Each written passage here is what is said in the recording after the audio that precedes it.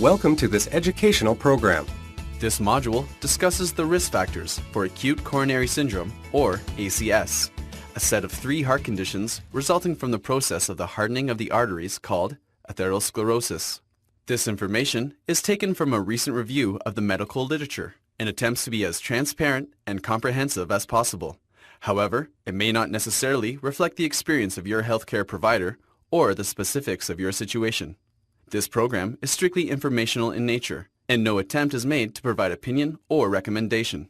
Please feel free to view this presentation as many times as necessary. You may also use the player on your left to repeat slides or skip through them in any order you wish. Acute coronary syndrome, or ACS, is a set of 3 heart conditions: unstable angina, a type of chest pain, and 2 types of heart attack, called NSTEMI and STEMI. NSTEMI stands for non-ST elevation myocardial infarction, while STEMI stands for ST elevation myocardial infarction. These conditions usually result from the hardening and narrowing of the arteries, a process called atherosclerosis. A disease risk factor is something that increases the risk of disease. Not only can a risk factor make you vulnerable to illness, but can also worsen other risk factors, creating a complex network of contributors to ill health. Though some risk factors cannot be modified, it is possible to reduce the risk of disease by modifying those factors we can control. Atherosclerosis is thought to begin with damage to the innermost layer of an artery called the endothelium. Damage to the endothelium results in the influx of cholesterol and various other cells and molecules into the endothelial lining, a dangerous buildup of fatty substances in the artery called a plaque, and the initiation of an inflammatory response, or inflammation, a series of events in the artery that further contributes to and actually speeds up the process of atherosclerosis.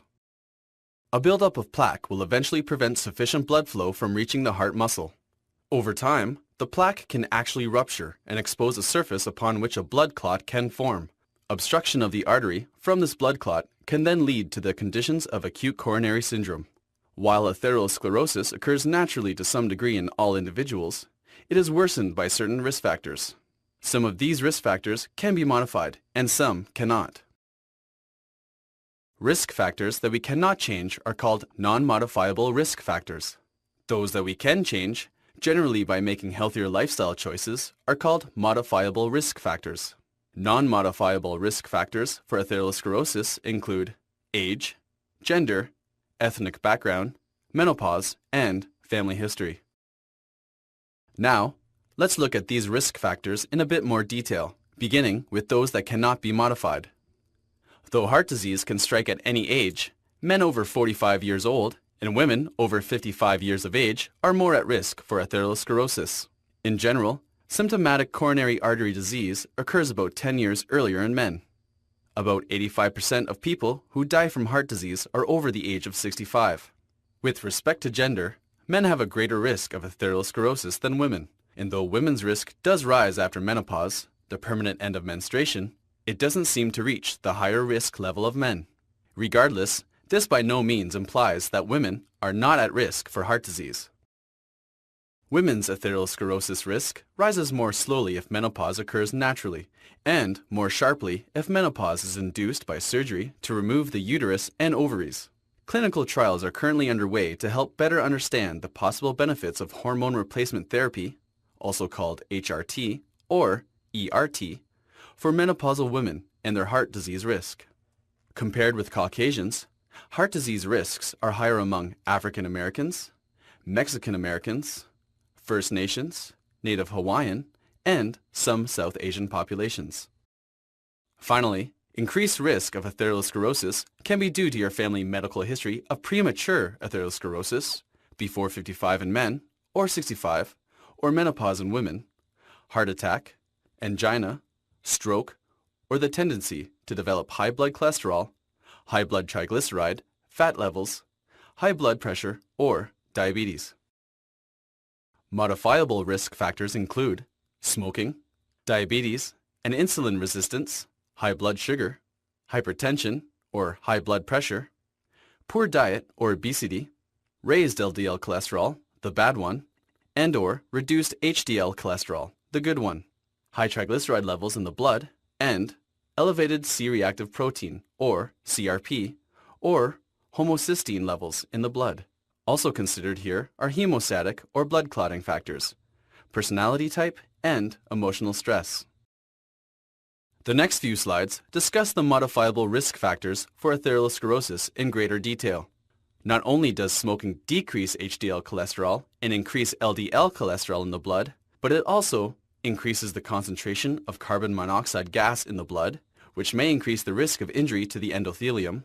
It causes arteries already narrowed by atherosclerosis to constrict more, further decreasing the amount of blood reaching the heart and other tissues, and it increases the blood's tendency to clot, increasing the risk of artery obstruction by a blood clot, leading to unstable angina and heart attack. Furthermore, tobacco smoke is directly toxic to cells. It can cause the arteries to spasm, and it increases arterial inflammation. A smoker's risk of developing coronary artery disease is directly related to the number of cigarettes smoked daily. Secondhand smoke, the smoke breathed in from someone else's smoking, also appears to increase the risk. It may seem incredible, but those who quit smoking for even 1 year have only half the risk of heart disease as those who continue to smoke, regardless of how long they smoked before quitting. The benefits of quitting begin immediately and increase with time. After about 3 years of quitting, the risk of coronary artery disease becomes similar to that of people who had never smoked. It is important to understand that many effective programs, nicotine patches, and other medications exist to help a person quit smoking. Diabetes is another important modifiable risk factor. Diabetics do not properly produce or use insulin to take up glucose, or sugar, into its cells, resulting in a high level of glucose in the blood, called hyperglycemia. Hyperglycemia can affect the function of arteries by increasing the leakiness of the endothelium to allow toxic substances in the blood to get in, increasing the level of oxidized LDL, and increasing the level of arterial inflammation. Atherosclerosis occurs earlier and more often. In fact, the risk of developing atherosclerosis is 2 to 6 times higher in people with diabetes. Atherosclerosis is the cause of death in 75 to 80% of diabetic patients. High blood pressure is another risk factor for atherosclerosis. Blood pressure results from the force of the heart pumping blood into the arteries, and the force of those arteries resisting blood flow. Arteries that remain constricted and less flexible can cause high blood pressure, hypertension, which makes the heart work harder than normal, causing it to enlarge, weaken, and become more prone to injury. Inside the arteries, hypertension disrupts the lining of the vessels called the endothelium, increasing its permeability or leakiness to contents of the blood and increasing the risk of arterial plaque buildup. Blood pressure is measured in units of millimeters of mercury, or mmHg, and is represented by 2 numbers. Systolic pressure, the higher number, is the pressure of the blood flow when the heart beats or pumps, while the diastolic pressure, the lower number, is the pressure of the blood flow between heartbeats when the heart rests. The harder it is for blood to flow, in other words, the narrower the arteries are, the higher both numbers will be.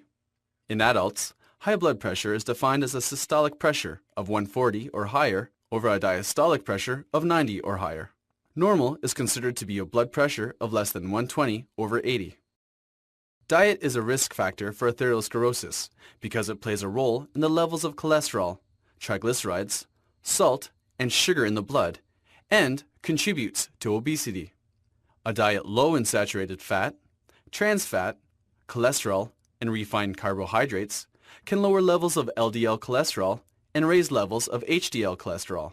Saturated fats include butter and margarine, cream, hard cheese, processed meats, coconut and palm oil, chocolate, cakes, pastries, and snack foods.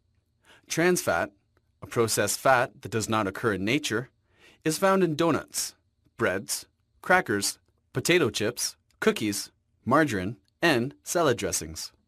And refined carbohydrates, foods that have had the fiber removed from the grain, include white rice, white bread, sugary cereals, and pasta made from white flour.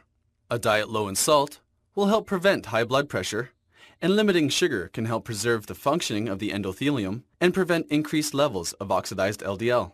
While limiting these substances, One should strive to take in adequate amounts of antioxidants, omega-3 fatty acids, and fiber. Cholesterol is transported through the blood by carrier molecules called lipoproteins. High-density lipoprotein, HDL, is known as the good cholesterol. A lipoprotein, made largely of protein, HDL removes excess cholesterol from the blood. Low-density lipoprotein, on the other hand, or LDL, is known as the bad cholesterol. If too much LDL circulates, it can slowly build up in the walls of the arteries and contribute to atherosclerotic plaque. Furthermore, oxidized LDL, LDL that has undergone a chemical change, can also trigger an inflammatory response. An excess of cholesterol in the blood, called hypercholesterolemia, is a well-known risk factor for heart disease. Though cholesterol is an important essential nutrient used to form the outer coating of cells, called cell membranes, as well as hormones and other needed tissues, too much cholesterol in the blood can have dangerous consequences. Although all the cholesterol a body needs is produced by the liver, excess cholesterol comes from animal products such as egg yolks, red meat, fish, poultry, seafood, and whole milk products. Plant foods do not contain cholesterol. Cholesterol levels increase with age, with a high-fat diet, and with certain hereditary disorders. They are normally higher in men than women. C-reactive protein, or CRP, is a type of protein found in the blood, released only in response to inflammation and not normally present in the blood of a healthy individual. Inflammation occurs in response to injury and is central to the endothelial problem underlying atherosclerosis. Therefore, the presence of CRP in the blood can indicate atherosclerosis. Triglycerides are a class of lipids, or fats, in the bloodstream and in all the cells of the body that come directly from fat in the diet and from carbohydrates that are not used immediately for energy. A high triglyceride level, called hypertriglyceridemia, combined with low HDL cholesterol or high LDL cholesterol, seems to speed up atherosclerosis. Homocysteine is an amino acid, and high homocysteine levels have been shown to contribute to inflammation and the development of blood clots in the arteries, and are a strong predictor of poor outcomes in patients with coronary artery disease. Levels of blood homocysteine can increase with age, certain disorders, such as homocystinuria, kidney failure, some cancers, and psoriasis, heavy smoking, the use of certain drugs, and dietary deficiencies. Obesity, the condition of being more than 20% overweight, is a major risk factor for atherosclerosis because stored fat, especially around the abdomen, directly impairs endothelial function and is associated with arterial wall thickening and is a trigger for inflammation.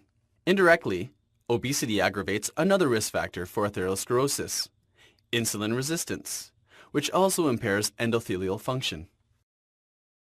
The first recommended way to estimate a person's body fat are the body mass index, BMI, and waist circumference measurement. BMI assesses a person's body weight relative to height and correlates highly with body fat in most people. To measure BMI, take a person's weight in kilograms and divide it by their height in meters squared. For instance, if your height is 1.82 meters, the calculation will be 1.82 times 1.82, which equals 3.3124. If your weight is 70.5 kilograms, then your BMI is 21.3. 70.5 divided by 3.3124. A BMI value of less than 18.5 is considered underweight. A value of 18.5 to 24.9, healthy, 25.0 to 29.9, overweight, 30.0 or greater, obese, and 40 or greater, morbidly obese. For waist circumference measurement, or the distance around the waist, a high-risk waistline is more than 35 inches for women and more than 40 inches for men. The second recommended way to estimate a person's body fat is to measure so-called visceral obesity by an estimated waist circumference and waist-to-hip ratio measurement. The recommended waist-to-hip ratio for men is less than 0.9 and less than 0.8 for women. In regards to waist circumference, you're at a high risk if your waist measurement is more than 102 centimeters and are male, or more than 88 centimeters and are female. Metabolic syndrome, also known as Syndrome X, is a cluster of conditions that when occur together, dramatically elevate the risk of heart disease. The conditions include elevated triglyceride levels, insulin resistance, abdominal obesity, elevated blood pressure, and low HDL cholesterol. Metabolic syndrome is a pre-diabetic condition that is significantly associated with heart disease and higher death rates from all causes. And an active lifestyle is also a risk factor for heart disease. People who remain inactive are almost twice as likely to suffer heart attacks as are people who exercise regularly. Exercise has a number of beneficial effects, including improving cholesterol levels, diabetes, and high blood pressure, reducing inflammation in the arteries and assisting weight loss. It has been shown that cholesterol and lipid levels can be improved even with low amounts of moderate or high-intensity exercise, though more intense exercise is required to significantly change levels. Resistance, i.e. weight training, also has been associated with heart protection. There are many things you can do to decrease your risk factors for acute coronary syndrome. Stop smoking, eat a more balanced and healthy diet, and exercise regularly. Remember though, it is important to check with your doctor before making any major changes in your lifestyle, just to be sure you are doing so safely. Your doctor can also help you monitor your success by measuring blood pressure, BMI, and blood levels of cholesterol and triglycerides. In summary, acute coronary syndrome is usually caused by atherosclerosis, or hardening and narrowing of the arteries. Certain risk factors exist that contribute to weakening of the inner lining of the arteries, called the endothelium. This leads to plaque formation and inflammation. Some of these risk factors can be modified or changed, while others cannot. To summarize, the risk factors for atherosclerosis include smoking, high blood pressure, high cholesterol, high triglycerides, diabetes, poor diet and obesity, sedentary lifestyle, metabolic syndrome, high CRP and homocysteine, emotional stress, anxiety, and non-modifiable things such as age, gender, ethnic background, menopause, and family history. You can make a difference and decrease your risk factors for acute coronary syndrome. Work with your doctor to come up with a plan that is right for you. Here are just a few of the many resources available to educate you on the risk factors associated with ACS.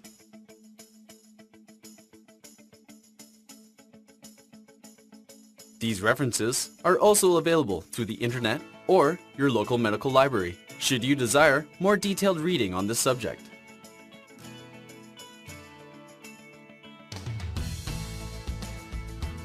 We sincerely hope that this module has furthered your understanding of risk factors for acute coronary syndrome. Other modules are available that will help you understand this condition further. We wish you the best for the future, and thank you once again for viewing this educational program.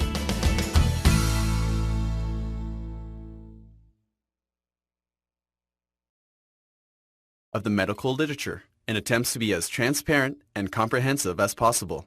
However, it may not necessarily reflect the experience of your healthcare provider or the specifics of your situation. This program is strictly informational in nature, and no attempt is made to provide opinion or recommendation. Please feel free to view this presentation as many times as necessary. You may also use the player on your left to repeat slides or skip through them in any order you wish.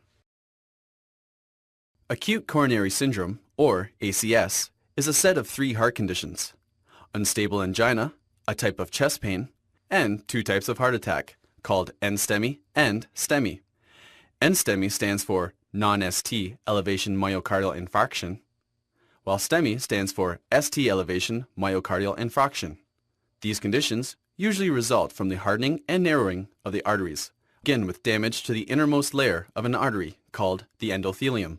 Damage to the endothelium results in the influx of cholesterol and various other cells and molecules into the endothelial lining, a dangerous buildup of fatty substances in the artery called a plaque, and the initiation of an inflammatory response or inflammation, a series of events in the artery that further contributes to and actually speeds up the process of atherosclerosis.